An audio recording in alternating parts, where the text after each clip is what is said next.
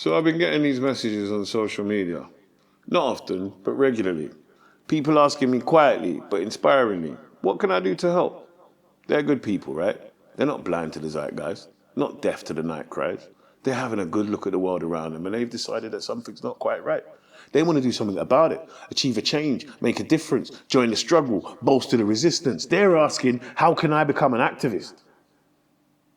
It's a damn good question. One of the finest any feeling human being alive at this time could ask of itself. It says so much. It reveals intention, empathy, a dissatisfaction with the status quo. Even more so, it reveals a humbleness, a willingness to learn, and a bypass of ego. So, I'm always gentle in my response. Because, just by virtue of being a black man, it doesn't mean that I am the gatekeeper to taking a black stand. I can only speak to my experience. I cannot, will not, must not speak for the rest. When I wanted to learn about activism, I joined the trade union and learned from the best. So gently, I reciprocate their inquiry of one of mine. How much time have you spent reading about the issues behind the movement? What is it about and what does it want to achieve? I would argue that these are the primary inquiries to satisfy before a headfirst dive into what is being labelled a political movement. Just as an aside, how can it be political to want to stay alive? Anyway, once you know the answer to those, then you also have a good idea of whether you agree with the aim, because that's first, right? You need an in-depth understanding of what racial justice and equality will mean before you can convincingly state you are in favour to a degree that prompts action. So let's say you do actually agree and want to be a part of the movement.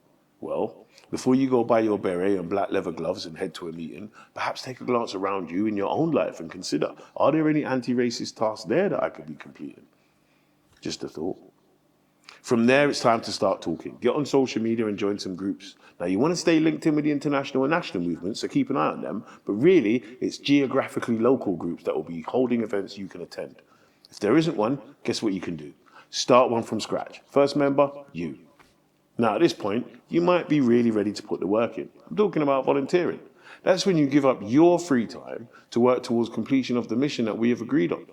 Not only adding your brains and brawn to the task, but really hanging out with fellow activists that are G'd up and as passionate as you are, inspiring you as you inspire them, requiring them to up their game.